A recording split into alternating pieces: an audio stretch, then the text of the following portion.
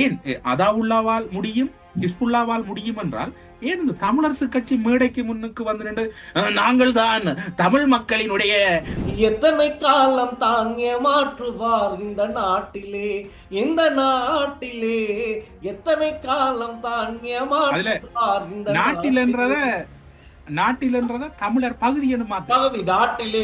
இந்த தெரியும் பரத், நடிகர் பரத் நடிச்ச காதல்னு ஒரு படம். அது பரத் வந்து இப்படி இப்படி இப்படி இப்படி பைத்தியம் முடிச்சு ரோட்ல சுத்தி, அதே மாதிரி இப்ப இவர்களெல்லாம் பைத்தியமா சுத்திக்கிட்டு இருக்கானுங்க. என்னன்னா அனுரை நாங்க ஜெயிலுக்கு அனுப்புவோம், அனுரை நாங்க ஜெயிலுக்கு.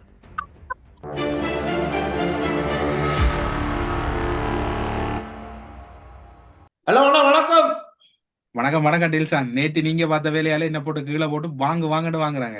கவரேஜ் இல்லன்னா சவரேஜ் இல்லன்னு சொல்ல வேண்டியது. அது என்னன்னா முக்கியமே நாம அங்க தூரத்தான இருந்தோம் ஜப்னால. இன்னைக்கு கொழும்பு வந்துட்டோம். கொழும்பு வந்து உடனடியா முதலாவது வேலை நம்ம நாட்டு நடப்பு தான். நம்ம நாட்டு நடப்புல கதைச்சிட்டு தான் மத்ததெல்லாம் அப்புறம் அப்படிங்கிறதுல ஜாயின் ஆகிட்டோம். அப்ப நாட்டு நடப்பு பேசிட்டு தான் மிச்ச விஷயம் பண்றீங்க. அப்ப வீட்டுக்கு போகாம அடுத்த ஒர்க்கே ஸ்டார்ட் பண்ண இருக்கோம். முதல்ல மத்ததுன்னா நிச்சயம் பேசணும். இப்போ இந்த மீனவர்களுடைய போராட்டங்கள் இடம்பெற்றது. இது சம்பந்தமா சில நம்ம கமெண்ட் செக்ஷன்ல கூட ஒரு சிலர் கேட்டாங்க, ஏன் நீங்க எங்களை பத்தி எல்லாம் பேசுறீங்கல்ல, தயவு செய்து எங்களுடைய அன்பு உறவுகள் மீனவ சொந்தங்கள் யாரும் அப்படி நினைச்சிடக்கூடாது. மீனவ கடற்தொழில ஈடுபடுறவர்கள் யாரும் அப்படி நினைச்சிடக்கூடாது. உங்களை பத்தி நாங்க பேசுறோம், பேசாமல் இல்லை. உங்களுடைய கோரிக்கைகள் அனைத்தும் எங்களுடைய செய்தித்தளங்கள்ல தொடர்ந்து ஒவ்வொரு செய்திகளையும் இடம்பெற்றுக் கொடுத்தாங்க. தமிழ்வின் லங்காஸ்ரீ நியூஸ், யூடியூப், இப்படி பல வழிகளில், ஐபிசி தமிழ் இப்படி பல வழிகளிலும் உங்களுடைய செய்திகள், உங்களுடைய போராட்டங்கள், உங்களுடைய உரிமை போராட்டங்கள், உங்களுடைய கோரிக்கைகள் எல்லாமே ஒவ்வொரு செய்திகளையும் வெளிவந்த வண்ணம் தான் இருக்கிறது. நாட்டு நடப்புல கூட நாங்க பேசிக்கிட்டு தான் இருக்கோம். நேற்றைய நிகழ்ச்சியில நாங்க பேசியிருந்தோம். ஆகவே என்றும் யாருமே நாங்க கைவிட மாட்டோம். மலையக மக்கள் தேயிலை பொழுது பறித்து இந்த நாட்டுக்கு இப்படி ஒரு வருவாயை திருடி கொடுக்குறாங்களோ, அதே மாதிரி கரையோர பிரதேசங்களில் வாழ்ற கடற்தொழிலாளர்கள், மீனவ சமூகத்தை சேர்ந்தவர்கள் எல்லாம் எங்களுக்கு அதே மாதிரி முக்கியம், நாட்டுக்கு முக்கியம். ஆகவே யாரையும் நாங்க விட்டு கொடுக்க தயாரல்ல. எல்லாருடைய பிரச்சனை சம்பந்தமாகவும் சுமந்துகிட்டு வாரத்தான் நாட்டு நடப்பு. ஓம் டில்சான், ஜனாதிபதி மன்னார்லையும் அந்த விடயத்தை குறிப்பிட்டிருந்தவர். அந்த விடயம் தொடர்பாக நாங்கள் ஆலோசனை நடத்தி கொண்டிருக்கோம், பேசிக் கொண்டிருக்கோம் என்று இந்த தளத்தினூடாக நாங்களும் ஒரு கோரிக்கை அந்த மக்கள் சார்பில் முன்வைக்கிறோம். அந்த மக்களுக்கு வாழ்வாதாரம் இல்லாம போயிட்டுன்னு சொல்லி நீங்க நிவாரணம் கொடுக்குறீங்க. அந்த காலப்பகுதி, அந்த 2 கிழமைகளும் வந்து இந்திய கனரக ரோலர் படகுகள் வந்து அதிகளவான மீன்களையும், அந்த விடயத்துல வந்து கடற்படையினர் சிலவேளை மீட்பு பணியில் இருந்ததாக கூறலாம். ஆனால் அந்த கடற்படையினருடைய ஒத்துழைப்பும் அவர்களுக்கான பாதுகாப்பும் இந்த இடத்துல உறுதிப்படுத்தப்பட வேண்டும். ஏனென்றால் அவர்கள் வாழ்வாதாரம் கடலை நம்பி இருக்கிறது. அப்படி கடல் தொழிலுக்கு அவர்கள் செல்லவில்லை என்றால் பல இடங்களிலே பாதிப்பு இருக்கும், அந்த குடும்பங்கள் பாதிக்கப்படும். இப்படி பல தளங்களிலே சிக்கல்கள் உருவாகும். இதனை ஜனாதிபதி பொறுப்போடு நடந்து கொள்வார் என்று நம்புகிறோம். அப்படி இல்லை என்றால் ஜனாதிபதியை நோக்கியும் நாங்கள் காலக்கிரமத்திலே கேள்விகளையும் விமர்சனங்களையும் வைப்பதை தவிர்க்க முடியாது. ஜனாதிபதி மக்களை இணைக்கின்ற அரசு அதிகாரிகள், நாங்கள் நேற்று நிகழ்ச்சியில் கூட அரசு அதிகாரிகளுடைய பங்கு எவ்வளவு முக்கியம் அப்படிங்கிறது நாங்கள் நேற்று நிகழ்ச்சியில பேசியிருந்தோம். அது இன்றைய நிகழ்ச்சியும் சரி, எந்த ஒரு நிகழ்ச்சியும் நாங்கள் அழுத்தம் கொடுத்து கொண்டுதான் இருக்க வேண்டும். காரணம், ஒரு சில அரசு அதிகாரிகள் சிறப்பாக செயற்படுகிறார்கள், ஆனால் இன்னும் ஒரு சில அரசு அதிகாரிகள் காலதாமதமாக மெதுவாக செயற்படுகிறார்கள். பல இடங்களுக்கு நிவாரண பணத்தொகை சென்று சேரவில்லை என்ற குற்றச்சாட்டு இன்னமும் மலையக பகுதியாக இருக்கலாம். என இன்னும் பல பிரதேசங்களிலே இவ்வாறியான செய்திகள் எங்களுக்கு கிடைக்கக்கூடியதாக இருக்கிறது. டில்சான், அந்த இணையதளத்துல இன்னும் ஒரு செய்தியை நான் பார்த்தேன். அதுல முழுமையான புரிதல் குறைவாக இருக்கும் பலருக்கு. அந்த குறிப்பாக பார்த்தீங்கன்னா கம்பளை பகுதியில இந்த பாதிப்பு வந்து அதிக அளவில் ஏற்பட்டிருந்தது. நாங்கள் இதற்கு 2 நிகழ்ச்சிக்கு முன்னர் குறிப்பிட்டிருந்தோம். ரவுஃப் ஹக்கீம் அவர்களோடு அதாவுல்லா, ஹிஸ்புல்லா போன்றவர்கள், அவர்கள் உண்மையில் அரசியல் ரீதியாக கடுமையான விமர்சனம் இருந்தாலும் கூட இந்த பேரிடர் வேளையில் மக்களோடு நிற்கிறார்கள். கம்பளை பகுதியிலே அவர்களுடைய உதவி என்பது முஸ்லிம் மக்களுக்கு மட்டுமல்ல, அங்க இருக்கக்கூடிய தமிழ் சிங்கள மக்களுக்கும் இருக்கிறது. ஆனால் ஒரு சிங்கள ஆதங்க குரல் ஒன்று, சிங்கள சகோதரர் ஒருவருடைய ஆதங்க குரல் ஒன்று இதில் ஒலித்திருந்தது. அதனை பார்த்திருந்தீர்களா? இப்போது இந்த பேர் அனர்த்தத்தின் பின்னர் ஆங்காங்கே மனிதாபிமானமும் வெளிப்படுகிறது. அது தொடர்பில் என்ன உங்களுடைய மேலதிகமான தகவல்? அந்த வீடியோ ரொம்ப வைரல் ஆனது முக்கியமே இந்த இடத்துல நாங்க முதல்ல நன்றி சொல்லணும். அந்த வீடியோ ஒளிப்பதிவு செஞ்ச அந்த யூடியூபர் நினைக்கிறேன், அவரு யூடியூபர், அந்த இளைஞருக்கு நாங்க ரெஸ்பெக்ட் பண்ணி ஆகணும். அவர் அந்த இடத்துல ஒளிப்பதிவு செஞ்சு அந்த சிங்கள பெண், அந்த யுவதி, அவரும் கணவரும் கம்பளையில ஒரு ஷாப் அவங்க நடத்திக்கிட்டு வந்திருக்காங்க. அது வெள்ளத்தால பாதிக்கப்பட்டு அங்க இருந்த எல்லா பொருட்களுமே அடிபட்டு போயிருக்கு. அதுல மேல் தட்டுல முதலாவது தளத்துல தான் அவங்க வசிக்கிறாங்க. சோ கீழே அவங்களோட சமையலறை இருக்கு. இந்த வெள்ள அனர்த்தத்தினால அவர்களுக்கு சாப்பிடுற சாப்பாடு, சமைக்கக்கூடிய பொருட்கள், உபகரணங்கள், அது அங்க கடையில இருந்த எல்லா பொருட்களுமே வெள்ளத்துல அடிச்சு எல்லாம் அடிச்சுட்டு போயிருச்சு. அதுக்கப்புறமா என்ன செய்யறது ஏது செய்யறது தெரியாம கணவரோடு சேர்ந்து அழுது கொண்டே அவங்க துப்புரவு பணி மேற்கொண்டு கொண்டிருக்காங்க. ஆனாலும் அவங்களுக்கு ரொம்ப கஷ்டம். சாப்பிட வழி இல்ல. சமையல் இருந்த என்ன நூடுல்ஸ் பேக்கெட்டுகள் தான் நாங்க வச்சு, அதுவும் சகதியில எல்லாமே சேற்றுல கழுவப்பட்டது. அதுகளை தான் கழுவி அவங்க பயன்படுத்தி இருக்காங்க. ரொம்ப கவலை. அந்த டைம் அந்த யூடியூபர் வாராரு. யூடியூபர் வந்து அவங்களோட நிலைமைய கேட்டு தெரிஞ்சுக்கிட்டு உடனடியாக நாங்க இங்க ஏதாச்சும் என்னால முடிஞ்ச உதவி பண்றேன் அப்படின்ட்டு. அதுல முக்கியமா ஒரு சொல்லி ஆகணும். அந்த சிங்கள பெண் சொல்றாங்க, அவங்க அந்த பகுதிகளில் வசிக்கிற ஏனைய சிங்கள மக்களிடம் அவங்க உதவி கேட்கிறாங்க. வந்து எங்களுக்கு சுத்தம் பண்ணி தாங்க, எங்களுக்கு கஷ்டமா இருக்கு, நானும் கணவரும் மட்டும்தான் நீங்க இருக்கோம், எங்களுக்கு உதவுங்கன்னு. அப்ப அந்த டைம் அவங்க டீல் பேசுறாங்க அப்படின்னா 3500 4000 5000 வரை செலவாகும், காசு தந்தா நாங்க செய்யறோம் அப்படின்னு. அவங்களுக்கு கொடுக்கறது காசு கூட இல்ல. காசு கூட இல்லாத பட்சத்துல அவங்க அழுகுறாங்க. உணர்வுபூர்வமா அவங்க அழுகுறாங்க. ஏன்னா அவங்க சொல்றாங்க, அந்த வீடியோல சொல்றது நீங்க பார்க்கத்தான் போறீங்க இந்த வீடியோ. அவங்க சொல்றாங்க, என்கிட்ட காசு இருக்கும் போது நான் சாப்பிட கூட இல்லாதவங்களுக்கு நான் கிடையே சாப்பாடு வாங்கி கொடுத்துருக்கேன். ஆனா இன்னைக்கு எனக்கு இப்படி ஒரு நிலைமை வந்த போது உதவுறதுக்கு யாருமே இல்லையே. ஏஜி ஆபீஸுக்கு போயிருக்காங்க இவங்க உதவி கேட்டு. அங்க பொருட்கள், நிவாரண பொருட்களை துணி போட்டு மூடி இருக்காங்க அவங்க போகும்போது. அப்படி ஒரு நிலைமை உருவாகி கதை நான் ஆரம்பத்தில் சொன்னேன். இந்த ஏஜி ஆபீஸ், இந்த அரசு அதிகாரிகள் இன்னும் சற்று சிந்திக்க வேண்டும். மக்களுடைய பிரச்சனை உண்மை நிலையை அறிய வேண்டும். அப்ப இவங்க இன்னொரு ஏஜி ஆபீஸுக்கு கால் பண்ணி சொல்லியிருக்காங்க, இப்படி என்னோட வீட்டுல இருக்க சாமான் எல்லாம் அடிபட்டு போயிருக்கு, எனக்கு உதவுங்கன்னு. அவரை சொல்லியிருக்காரு, நாங்க இதை எப்படி நம்புறது? இதெல்லாம் கேள்வி இல்ல. பாதிக்கப்பட்ட மக்கள் அழுது கொண்டு உங்கள்ட்ட ஒரு கதையை சொல்றாங்கன்னா அதை நீங்க வந்த இடத்துல பார்த்துட்டு உறுதிப்படுத்தி அவங்களுக்கு உடனடியாக நிவாரணத்தை வழங்கணும். அப்ப இங்க இப்படியான பிரச்சனை நடந்திருக்கும் போது அதை யூடியூபர் என்ன செய்யறாரு, கம்பள டவுனுக்கு போயிட்டு அங்க கொஞ்சம் பேரை தேடுறாரு. பார்த்தா யாழ்ப்பாணத்திலிருந்து கம்பளை பகுதிக்கு வருகை தந்த முஸ்லிம் மக்கள் அங்கு துப்புரவு பணிகள் ஈடுபட்டு கொண்டிருக்காங்க. இங்க யாழ்ப்பாணத்திலிருந்து கம்பளை பகுதிக்கு வந்த முஸ்லிம் மக்கள் அங்க துப்புரவு பணியில் ஈடுபட்டு கொண்ட போது இந்த யூடியூபர் போயிட்டு கதைச்சு அதுல இருந்து ஒரு 4-5 பேர் உடனடியாக அழைத்துட்டு போறாங்க. அவங்க துப்புரவு பணிகளை மேற்கொள்ள ஆயத்தமாகறாங்க. அந்த பெண் அழுது நன்றி சொல்றா. கடவுள் மாதிரி இந்த டைம் நீங்க வந்திருக்கீங்கன்னு ரொம்ப உணர்வுபூர்வமா இருக்குடா அதை பாக்குறதுக்கு. කියලා මම මෙයාට උදේ කියන මට ඇඬෙන්න මංගේක හරිය අමාරුයි නවත්තගෙන මංගුවා. දැන් තමයි මිනිස්සු අඳුර ගන්න පුළුවන් වෙලා. බේරගත්ත ටික විතරයි. ඉතුරු ටික ඔක්කොම මම විසික් කරා. හරිද? මගේ යාළුවාගේ කැමරේල් එකෙන් කැමරේල් 3න් 2ක් සපුරන්නේ ශ්‍රියානි කියලා නැන්ද කෙනෙක්. ඔරුවේ මගේ අම්මා වගේ ඒ නැන්ද තමයි මට කැම ටික වන්නේ දවල්ටයි රැටයි. මෙයාගේ තාත්ති කුලී වැඩ කරලා තමයි උදේවැය හම්බ කරගෙන එන්නේ. හරිද? මාසේ අන්තිමේට තමයි මේ දේ වුනේ. අපි හරි අමාරුයි මේව රොටේට් කරගෙන යන්නේ. සාවකච්චි රජයේ නම් එක තියෙනවා. හරි බොහොම ස්තුතියි. නිකන් මගේ ගෙදරට විල කවුරු උදව් කරලා යනවා කියන හැඟීම මට දැනෙන්නේ. මොකද මම නියෝජනය කරේ අපේ මේ සහෝදරනේ බ්‍රදර්ස් එන පරිස්සමෙන් හැමෝම. හරි මම පෙරදිනේ. ඔව් පෙරදිනේ. ඔව් පෙරදිනේ. මේ ළඟ මේ ලොකු දුරක් මම නෝර මම. හරි බොහොම ස්තුතියි. හරි වර්ෂෙන් කුසරණයි. කොහොමයි කරගන්න කියලා හිතා ගන්න බැරි වුණා. ඉතින් යාපනයේ ඉඳලා ඇවිල්ලා දැන් යන්න ලං වෙලානේ. මට ඇත්තටම දාන්න டில்சான் இந்த இடத்துல நான் யாரையும் மனநோக பண்ற விதத்துல சொல்லல. இந்த பேரிடர் இடம்பெற்றவுடன் 2 சம்பவங்களை நீங்க பார்க்கலாம். அம்பாறை மாவட்டத்தில் இருக்கக்கூடிய உள்ளூராட்சி சபைகள், மாநகர சபை, அக்கரைப்பட்டு மாநகர சபை அதாவுல்லா, அதே போன்று இன்னும் ஒரு பிரதேச சபை அதாவுல்லாவின் கட்சி சார்பில் இருக்கக்கூடியவர்கள், தேசிய காங்கிரசினுடைய உறுப்பினர்கள் கைப்பற்றியது, அதே போன்று காத்தாங்குடி நகர சபை, இந்த 3லிருந்தும் மாகாணம் தாண்டி அங்க இருக்கக்கூடிய தீயணைப்பு, அதாவது அந்த தீயணைப்பு படையினுடைய வாகனங்கள் மற்றும் பல அனர்த்தத்துக்கு பயன்படுத்தக்கூடிய பல வாகனங்கள் அந்த பிரதேசத்துக்கு நுழைகின்றன. யாழ்ப்பாணத்தில் இருந்தும் இந்த முஸ்லிம் சகோதரருடைய இருக்கின்றது. இப்போது வடக்கு கிழக்கிலே நாங்கள் உள்ளூராட்சி சபைகளில் அதிக ஆசனங்களை வைத்திருக்கிறோம். 2 மாநகர சபை, மட்டக்களப்பு மாநகர சபை, யாழ்மான.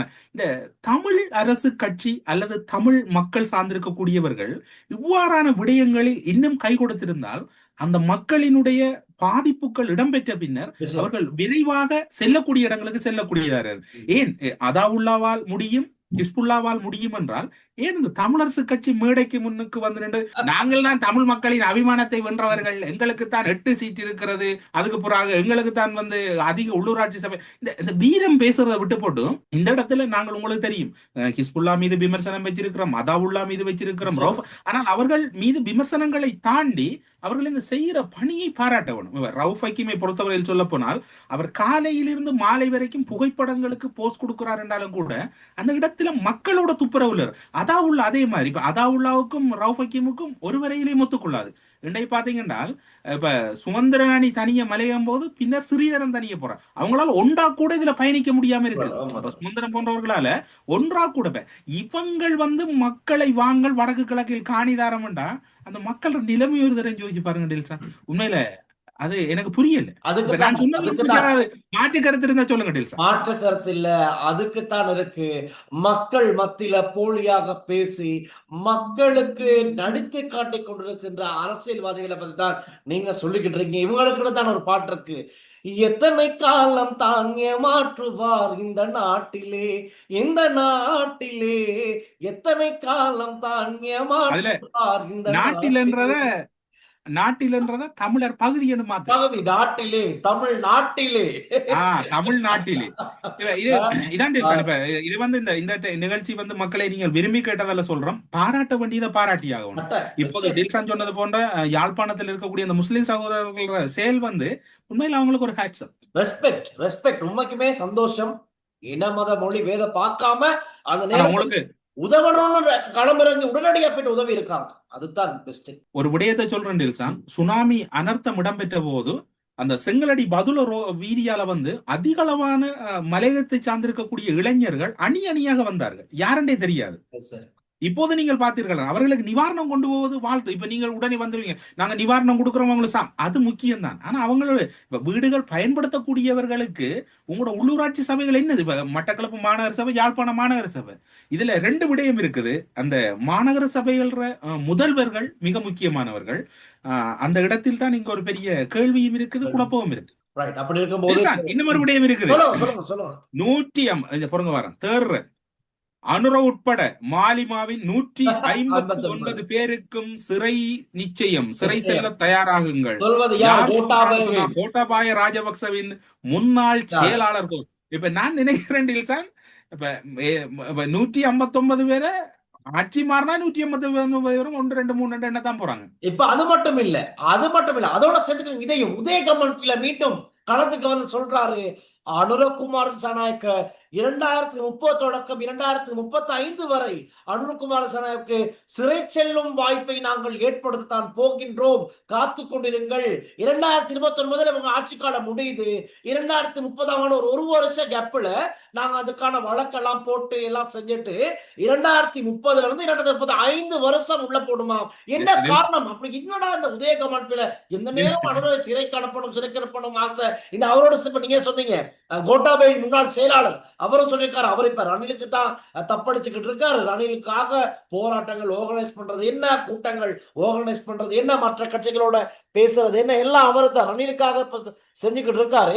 இப்படி இருக்கிற இடத்துல இப்ப இவரும் சொல்றாரு அனுரகுமார் உட்பட 159 பேரும் கைது பண்ணப்படுவாங்களாம், சிறைக்கு செல்வாங்க. இப்ப உதயகமன்பில இதை திரும்பியும் 2030 இருந்து 2035 வரைக்கும் சிறைக்கு செல்வதற்கு இவங்க ஆட்சி அப்படின்னா இவங்க நம்பிக்கை. இந்த ஆட்சி முடிஞ்சோன்னா உதயகமன் பிள்ளைக்கு ஒரு அமைச்சு பதவி கிடைக்கும்னு நம்புறாரு போல.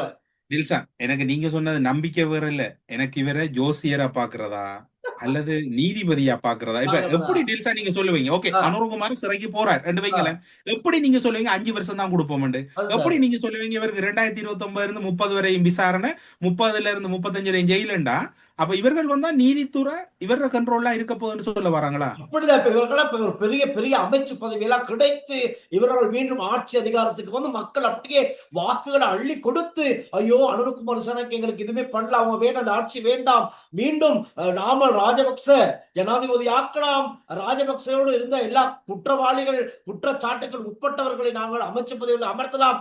அவ்வளவுக்கா முட்டாள் இந்த நாட்டு மக்கள், முட்டாளுக்கா கணக்கெடுத்திருக்கார்கள். அப்ப இப்படி இருக்கிற இடத்துல இந்த தெரியும் நடிகர் பரத் நடிச்ச காதல்னு ஒரு படம் இருக்கு. பரத் அத பழைய படம் அதுல கிளைமேக்ஸ் பாட்டா திரும்பவும் பாட்டா இல்ல இது சீன் அது பரத் வந்து இது இப்படி இப்படி இப்படி இப்படி பைத்தியம் முடிச்சு ரோட்ல சுத்தி அதே மாதிரி இப்ப இவர்கள் எல்லாம் பைத்தியமா சுத்திக்கிட்டு இருக்கானுங்க. என்னன்னா அணுரை நாங்க ஜெயிலுக்கு அனுப்புவோம், அணுரை நாங்க ஜெயிலுக்கு ஒரே பரவச நிலையில கத்திக்கிட்டு இருக்காங்க. இதுதான் எங்களுக்கு விளங்குது. இப்ப அதைத்தான் சொல்லக்கூடியதா இருக்கு. டெல்சான் நீங்க சொல்றது சரி, ஆனா எனக்கு சிங்கள மக்கள் மீது நம்பிக்கை இல்லை. 2009 அதாவது தமிழ் மக்களை அழித்து அவர்களை முடித்த போது அப்பாச்சி துட்டகாய் முனுவாங்கினார். சிங்கள மக்களோட அப்பாச்சி இருக்கும் வரை அவர் தான் ஜனாதிபதி என்னாங்க. அதன் பின்னர் பாத்தீங்கன்னா நல்லாட்சி வந்தது. நல்லாட்சி வந்தோடனே குராம் மினிஷு ஒக்கமே எல்லாரையும் பிடிச்சி போட போறாங்க. ஓகே, முடிஞ்சது. அதுக்கப்புறம் பார்த்தா அவங்க சரியில்லை, உடனே கோத்தபாய வேணும்னாங்க. கோத்தபாய வந்தோன்னு சொன்னாங்க இவரும் சரியில்லை, இவர் அடிச்சு கலை ரணில் தான் கடவுள்னு கும்பிட்டாங்க. பிறகு தான் ரணில் இப்ப அனுர இவ்வளவு செய்யறதுக்கு என்ன, இவங்களை அனுரவையும் கலைக்கிறதுக்கு இந்த மக்கள் தயங்க மாட்டாங்க. ஏன்னா இவங்ககிட்ட ஒரு நிலையான கொள்கை இல்ல. நீங்க சொல்ற கொள்கை வந்து தமிழ் மக்கள்கிட்ட இருக்குது. இப்போ உதாரணம் சொல்ல போனா தமிழ் மக்கள் ஒரு முடிவை எடுப்பாங்க, அவங்க குறிப்பிட்ட காலங்களில் முடிவுகள்ல மாற மாட்டாங்க. ஆனா மாறி பாத்தீங்கன்னா இந்த சிங்கள மக்கள் மத்தியில ஒரு குழப்பம் இருக்குது. இன்னும் ஒரு விடயம் இது தொடர்புல உங்களோட தகவல் என்னன்னு தெரியல எனக்கு. அசோக ரன்வெல கலாநிதி, ஜப்பானில் கலாநிதி முடித்தவர். ஐயோ, அவங்களோட இதுல டிரைவர் இல்ல மோட்டிவார நல்ல விஷயம் தானே. அசோக ரன்வெல சம்பவத்தில் வழமை போன்று சட்ட நடவடிக்கையை மேற்கொள்ள உத்தரவு வழங்கப்பட்டிருந்த போதிலும் அதனை செய்யாமல் இருந்த சபுகஸ்கந்த போலீஸ் நிலைய பொறுப்பு அதிகாரி ஓஎஸ்சிக்கு எதிராக விசாரணை ஆரம்பம். இவரை விசாரணை இப்ப இவரை பற்றி விசாரிக்க சொல்லிட்டாங்க. ஆனா போலீஸ் அதிகாரி அதை அப்படியே சைலண்ட் பண்ணிட்டார். அப்ப உடனடியா அவருக்கு எதிராக விசாரணை ஆரம்பிக்கிறார். நல்லதானே, சட்டம் சமன்கிறது அதை திரும்ப திரும்ப நம்ம உறுதிப்படுத்திக்கிட்டு தான் இருக்காங்க. ஆனா அவருக்கு பிணை வழங்கப்பட்டது. ஆனா இன்னும் அவர் குடித்து விட்டு அந்த வாகனத்தை ஓட்டினாரா இல்லையாங்கிறது இன்னமும் அது உறுதிப்படுத்தப்படாம இருக்கு. அதுக்கான ஸ்டேட்மெண்ட் போலீஸ் வெளியிட்டாங்க. சரி, என்ன இருந்தாலும் இப்ப பாதிக்கப்பட்ட தரப்பினர் வந்து ஊடகங்களுக்கு முன்னுக்கு சிரிச்சுக்கிட்டு அவங்க ஒரு ஸ்டேட்மெண்ட் கொடுக்குறாங்க. நான் கூட இந்த பிரதான சிங்கள ஊடகங்களை காணக்கூடியதாக இருந்துச்சு.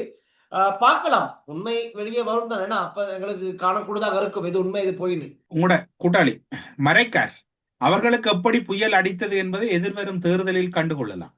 வானிலை அவதான நிலையத்தில் வானிலை ஆய்வாளர் மரைக்கார் இப்ப இவங்க எல்லாம் அந்த வேலைகள் செய்யறாங்க. எதிர்த்தரப்புல இருந்துகிட்டு ஒருத்தர் அரசியல் விமர்சகர்கள், அரசியல் ஆய்வாளர், நீதித்துறை அவங்க கையில தான் இருக்க மாதிரி இப்படியெல்லாம் பேசிக்கிட்டு இருக்காங்க. ஆனா மக்களுக்கு என்ன செய்ய போறீங்க அப்படின்னா ஒண்ணுமே இல்லை. இப்ப ஜனாதிபதி ஒரு வேலை செஞ்சிருக்காரு. இப்ப ஜனாதிபதி அனுரகுமார் சாணக்க என்ன பண்ணிருக்காரு, ஒரு பேஸ்புக் போஸ்ட். என்ன ஏகேடி இதெல்லாம், அதாவது என்ன அனுர்குமார் சாணக்கு இதெல்லாம், காத்தான்குடியில இருந்து வண்டி வர வச்சு கண்டியில ரோட்டா அங்கில குப்பையில வச்சிங்க. கஷ்டம் தெரியாமல் காசினையே வளர்ந்து வாழ்ந்துட்டு எதிர்கால ஜனாதிபதி நாமல் தம்பிய ஆட்டோல போக வச்சிட்டீங்க. தோட்டத்துல மக்களுக்கு கொடுக்க காணி எங்கே எல்லாம் இருக்கிற வடிவமைப்பு கூட தெரியாத மனோகணேசன் ஐயா சார வடக்கு கிழக்குல காணி தேட வச்சிட்டீங்க. நல்லது. காருக்குள்ள செயற்படாம போய் வந்த சஜித் மாத்தியாவை கணக்கு கொப்பியோட ஊரா விதானை போல குறிப்பெடுக்க வச்சிட்டீங்க. செய் அல்ல இதோட அரசியலில் மடி என்று அனுரகுமார ஜனநாயக்க இந்த எதிர்த்தரப்புல இருக்க எல்லாத்தையும் கொண்டு வந்து விட்டுட்டாரு. எது எப்படியோ மக்களுக்கு காரியமானால் சரி, உங்களுக்கும் இன்னும் நன்றியுடையவராக இருப்பார்கள், எம்மக்களுக்கும் பருப்பு தெரியும் நடிப்பும் தெரியும் அப்படின்னு ஒருத்தர் பேஸ்புக்ல அழகா பதிவு போட்டிருக்காரு. டில்சன், நான் உங்களுக்கு இன்னும் ஒரு போட்டோ ஒன்று அனுப்பி வச்சேன்னா அதுக்கு முதல்ல இதை சொல்றேன். அசோக ரன்வெல நல்ல மனிதர், அவர்களை பற்றி தெரியாதவர்களுக்கு அனுதாபம் காட்டுவோம். அசோக ரன்வெல நல்ல மனிதர், அவரை பற்றி தெரியாதவருக்கு அனுதாபம் காட்டுவோம் என்று அமைச்சர் கேடி லால்காந்த ஒரு அறிக்கை, அதாவது என்பிபி அல்லது ஏவிபியின் சார்பில் வெளிவந்திருக்கக்கூடிய முதலாவது உத்தியோக அறிக்கை அசோக ரன்வெல தொடர்பில். அவர் உண்மையில் அவரு இந்த அரசியல வந்ததிலிருந்து தொடர்ச்சியா அவருடைய கிரக நிலப்பகச்சி தான் இருக்கு. அவரால் இந்த அரசாங்கத்துக்கு பல கெட்ட பேர்களும் உருவாகிட்டு இருக்கு. ஏன்னா ஜப்பான்ல படிச்சு பட்டம் பெற்றதா சொன்ன அந்த கலாநிதி சர்டிபிகேட், டாக்டர் சர்டிபிகேட் இன்னமும் வரல. அது சம்பந்தமான ஒரு போலியான தகவலை தான் அவர் முன்கூட்டியே முன் வச்சுதான் அவர் பெரிய விமர்சனம் சர்ச்சை எழுந்தது. நான் ஒரு புகைப்படம் ஒன்று அனுப்பி இருக்கிறேன். அதுல 2 எழுத்து தான் சிங்களத்துல சொல்லப்பட்டிருக்கு. ஆனா அது பெரிய செய்தி ஒன்று தான் நான் நினைக்கிறேன். எனக்கு அதுல புரியல என்ன அது என்ன செய்தினா அன்றும் இன்றும் அன்று வந்து அந்த சின்னவங்க 2 பேர் இருக்காங்க அப்படின்னா அதுல ஒருத்தர் இருக்கா, அவரு இல்ல. அந்த மேல இருக்க அந்த பிளாக் கலர் டிஷர்ட் அவர் தான் லசன பண்டார. அவர் பேர் லசன பண்டார. கண்டி மாவட்ட சேர்ந்த SLPP அமைப்பாளர். இன்னைக்கு அன்றும் இன்றும் அப்படின்னா ஒரு 2 போட்டோ போட்டிருக்காங்க. அப்பாச்சி கூட சின்ன வயசுல அப்பாச்சி கூட இருந்திருக்காரு, பெரியாரோட அப்பாச்சி கூட இருந்திருக்காரு. அந்த போட்டோ தான் அது. இவர் தான் நிலவரக்க தெரியாது. சோமே அப்படிங்கிறவர் வந்து கண்டில போயிட்டு உடல் உணவுப் பொருட்களை எல்லாம் சேகரித்து மக்களுக்கு கொடுப்பதற்கு முயற்சித்த போது கண்டியில் இருக்கின்ற அந்த பிரதேச சபை, மாநகர சபையில பிரதேச சபையில ஒரு எதிர்ப்பு வெளியிட்டாங்க. இந்த இடத்துல இந்த எதிர்கட்சியினுடைய அறை இதுளுக்கு எப்படி நீங்க வந்து பொருட்கள் சேகரிக்கலாம் எதிர்ப்பு கிளம்பியத்தானே. அப்ப இவர் தான் அதுல பிரதானமா செயற்பட்டவர். மக்களுக்கு உணவு கொடுக்கறதுக்கு இந்த இடத்த நீ பாவிக்காத, வேற இடம் உனக்கு தார அப்படின்னு இவர் தான் முதல் ஆட்டம் காட்டினாரு. அதுதான் அந்த போட்டோ. ஆனா இன்னைக்கு ஒரு ஹாட் நியூஸ் பதிவாகணும். ஒரு 1 ஹவருக்கு முதல்ல என்னன்னு சொன்னா எனக்கு இப்ப இந்த குட் நியூஸ்ல எல்லாம் நம்பிக்கை டீல்ஸ் நீங்க யாரையோ பிடிச்சதை சொல்ல போறீங்கன்னு நினைக்கிறேன். அவங்க என்ன டீல்ஸ் வந்து 2 கிழமையில திரும்ப புனையில வந்து வீட்டை போய் ஜாலியா இருக்கிறாங்க. அது சரி. ஆனா இவர் சாதாரண ஆள் இல்ல, லேசப்பட்ட ஆள் இல்ல. இலங்கை பெட்ரோலிய கூட்டுத்தாபனத்தின் முன்னாள் தலைவர் தம்பிக்க ரணதுங்க லஞ்ச ஊழல் ஒழிப்பு ஆணைக்குழுவினால் கைது செய்யப்பட்டுள்ளார். இந்த அமைதியான காலப்பகுதியில் இப்ப ஒரு கைது நடந்திருக்கு. Right, okay. 2017 தொடக்கம் 2018 ஆண்டுகளுக்காக இலங்கை பெட்ரோலிய கூட்டுத்தாபனத்திற்கு எரிபொருள் கொள்வனவு செய்ய இருந்த 3 நீண்டகால கேள்விமனுக்களை டெண்டர்ஸ் ரத்து செய்து, அந்த டெண்டர்ஸ் ரத்து பண்ணிட்டு அதற்கு பதிலாக அதிக விலையின் கீழ் உடனடி கேள்வி மனுக்களை ஸ்பாட் டெண்டர்ஸ் செயற்படுத்தியதனூடாக பெட்ரோலிய கூட்டுத்தாபனத்துக்கு சுமார் 800 மில்லியன் ரூபாய் நஷ்டத்தை ஏற்படுத்திய குற்றச்சாட்டிலே இவர் கைது செய்யப்பட்டிருக்கிறாரு. ரைட், 800 மில்லியன் நாட்டுக்கு இவரால் நஷ்டம் ஏற்பட்டிருக்கு. இன்னைக்கு கைதாகிட்டார். ஐயோ டில்சா, 800 மில்லியன்ன்றீங்க, 1800 மில்லியன்ன்றீங்க. இந்த கிடக்கிற காசு முழுக்க எடுத்தாலே நாட்டை ஒரு கை பாத்துடலாம் போல. ஆனா இப்படி எல்லாம் இருக்க போது இன்னைக்கு ஒரு உணர்வுபூர்வமான இன்னொரு செய்தி வந்துச்சு, அதை சொல்லியே ஆகணும். மஸ்கெலியா பிளான்டேஷனுக்கு சொந்தமான அப்புகஸ்கந்த கீழ்பிரிவு மக்கள் இன்னைக்கு ஒரு சம்பவம் பண்ணிருக்காங்கன்னா ரொம்ப கவலையா இருக்கு. கையெடுத்து கும்பிடணும் போல இருக்கு. உண்மைக்குமே அங்க வாழ்கின்ற தோட்ட தொழிலாளர்கள் ஒரு 21 பேர் சேர்ந்து அவங்களுடைய ஒரு நாள் சம்பளம், அதாவது ஒரு நாள் சம்பளம் 1000 ரூபாய், 21 பேர் 21,000 ரூபாய் சேர்த்து ரீபில்ட் ஸ்ரீலங்கா திட்டத்துக்கு, இலங்கை இந்த இயற்கை அழுத்தத்துக்கு முகம் கொடுத்து அதை கட்டியெழுப்பும் அந்த திட்டத்துக்கு 21,000 ரூபாய் அவங்களால முடிஞ்ச மாதிரி அதை சேகரித்து இலங்கை அரசாங்கத்தின் அக்கௌண்ட்டுக்கு அவங்க வைப்பு செஞ்சிருக்காங்க. ரொம்பவும் ரொம்பவும் வரவேற்க அவங்களால முடிஞ்ச பணம். அவங்களே எவ்வளவு கஷ்டங்களுக்கு மத்தியில இந்த இயற்கை அழுத்தங்களுக்கு மத்தியில எவ்வளவு கஷ்டங்களுக்கு முன் கொடுத்திருப்பாங்க. இப்ப அவங்களுக்கு தான் உதவி தேவை தவிர அவங்க என்ன செய்யறாங்க, இந்த அரசாங்கத்தை அவங்க சொல்றாங்க அந்த வீடியோல, இந்த அரசாங்கத்தின் மீது இருந்த நம்பிக்கை, அனுரகுமார ஜனாதிபதி நல்ல ஸ்டேட் போறாரு, அவருக்கு இன்னும் ஒத்துழைப்பு கொடுக்கும் முகமாக நாங்க எங்களோட ஒரு நாள் பணத்தை தாரோம், 21 பேர் இருக்கோம், 21,000 அப்படின்னு சொல்றாங்க. தோட்டத்தில் வேலை செய்யும் மக்கள் அவங்களோட ஒரு நாள் சம்பளத்தை இந்த வெள்ளத்தால் பாதிக்கப்பட்டவங்களுக்கு அவங்கள்ட்ட ஒரு நிவாரணம் மாதிரி வழங்கியிருக்கிறாங்க. இது வந்து இந்த செஞ்சுக்கிட்டு போகிற அரசாங்கம் வந்து நல்லபடியாக செஞ்சுட்டு போவாங்கன்னு சொல்லி நம்பிக்கையில் தான் இதை நாங்கள் செய்கிறோம். மற்ற அரசாங்கம் வந்து நல்ல வேலை திட்டங்களை செஞ்சு கொண்டு போகிறாங்க. ஜனாதிபதிக்கு நாங்கள் நன்றியை சொல்லிக்கொள்கிறோம். டில்சன், இந்த மக்கள் மத்தியில இப்ப வந்து ஒரு நல்ல ஒரு பிம்பம் அல்லது நல்ல பாராட்டு, நல்ல எதிர்பார்ப்பு இருக்குது. இத தவிடுபொடியாக்குற மாதிரி நடந்தால் அந்த பிம்பம் மீண்டும் இப்ப கடந்த காலங்கள்ல பாத்தீங்கன்னா யுத்தம் நடக்கக்குள்ள சிங்கள மக்கள் மட்டும்தான் மைதவுக்கு ஆதரவு கொடுத்தாங்க.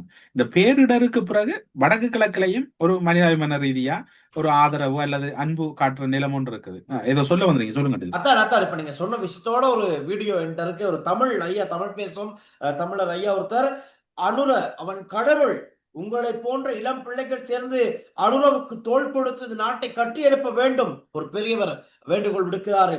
சில தமிழ் தேச துரோகியை விட கடவுளுக்கு சமமானவர் அவர் அப்படின்னு அது ஐயா பேசுறாரு. அவன் கடவுளுக்கு சமமானால் சில பேர் இருக்கிறாங்க தேச துரோகிகள். நான் கடவுளை வேண்டிக்கிறது எனக்கு சேகம்பில்லா இருக்குது. எங்களுக்கு இந்த ஜனாதிபதி அனுரா வந்து எங்களுக்கு ஒரு கடவுள் மாதிரி. அவன் கடவுள், அவன் இந்த ஆயுளுக்கு பலமா இருக்கணும், அவன் நல்லா இருக்கணும், அவனுக்கு உங்களை போல இளம் பிள்ளையர் சேர்ந்து அவனுக்கு தோல் கொடுக்கணும். இப்ப எல்லாரும் பாராட்டுறாங்க, எல்லாம் நடக்குது. ஆனால் அதை காப்பாத்தி கொள்ளவும் கட்டாயம் பெரிய பொறுப்பு இருக்கு. மக்களுடைய ஆசீர்வாதம் இருக்கு, மக்களுடைய வரவேற்பு இருக்கு. ஆனால் இப்போ ஜனாதிபதி மக்களை நினைச்சு நிறைய வாக்குறுதி கொடுத்துட்டாரு. கொடுத்த வாக்குறுதி கொடுத்தார். அது செய்யாட்டி நம்மளே கேள்வி கேட்கலாம், கேட்போம், கேட்க வேண்டும்.